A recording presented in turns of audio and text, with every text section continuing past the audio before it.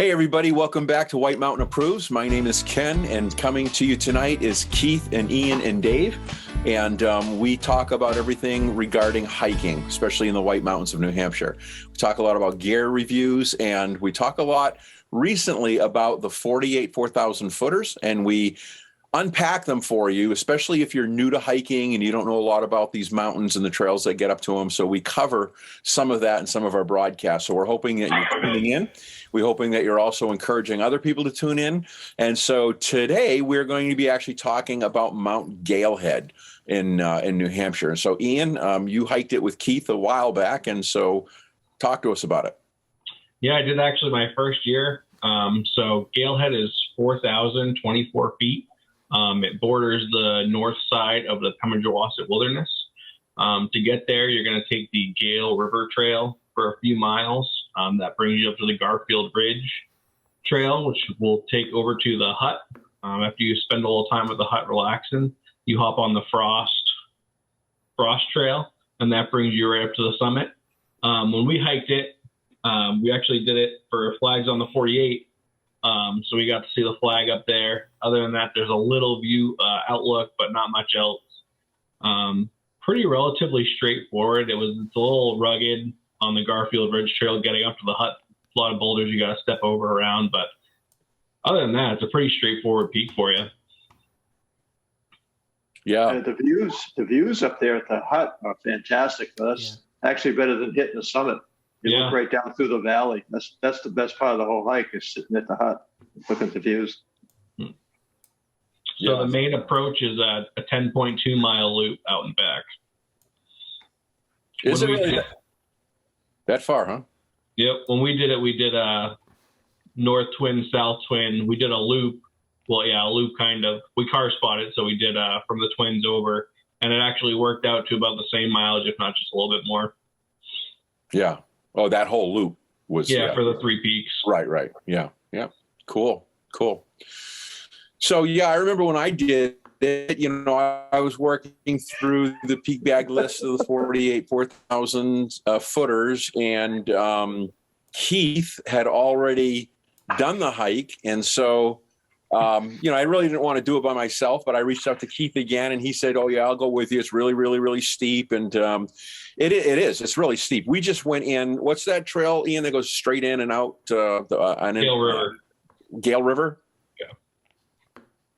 Yeah. So that's the trail that we did. And it was really steep, but I don't know, something, sometimes when you go hiking, folks, you're going to find out that sometimes like you are on and sometimes you're not. Maybe you have a cold going on, or maybe you just don't feel like hiking or whatever.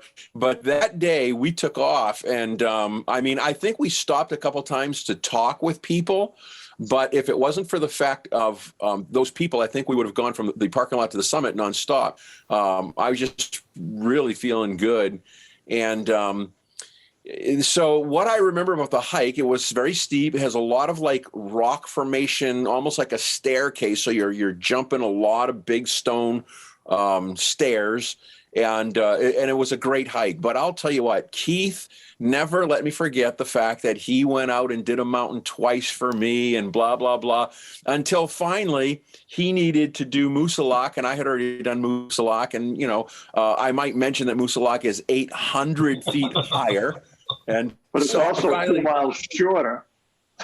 That was the only thing that finally equalized the whole thing, that I finally did a mountain with him that was 800 feet higher. And then he kind of dropped the fact that he did Galehead twice with me. But it was a great hike. And the other cool thing too, Keith, you'll probably remember this, is when we were coming down, we had just come down past the hut, and we could see this helicopter. I can't remember. It was a Black Hawk with a big helicopter with a great standard helicopter. Yeah, like a commercial helicopter, but it had a great big cargo net filled with supplies. And that's how they supply that cabin up there. They were bringing in helicopter loads of food and dropping them off. And that was pretty neat. I just never realized that was one of the ways that they source some of their cabins up there. It's pretty cool. When Ian and I did it, they actually had two guys with backpacks, a wooden frame backpack loaded with supplies. They were going up the trail. So that was later in the summer, but They didn't use Yeah. a helicopter then. Those Well, guys are moving. Yeah, that's because that's because they saw me coming and they figured they needed a lot of food up there fast. So that was also the time, Keith, if I remember right, that we saw those two forestry workers, that young man and that young woman, and Yep. they come running up that trail, dropped their backpacks. They had huge double-headed axes, and they went running off the trail because it was early in the year, and they were going to be clearing all the blowdowns out of the way and Yeah. stuff like that. And I was just amazed at like how much energy they had. Yeah, they were moving pretty fast.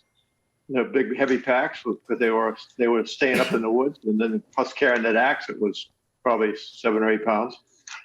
Yeah, I think they might. I think they were boyfriend girlfriend, and I don't think they were talking with each other because I think they had an axe to grind. But anyways, oh man, I'm sorry. I used to have an addiction eating soap, but I'm clean now. So anything else? Any last? You gotta say good night. You gotta say good night.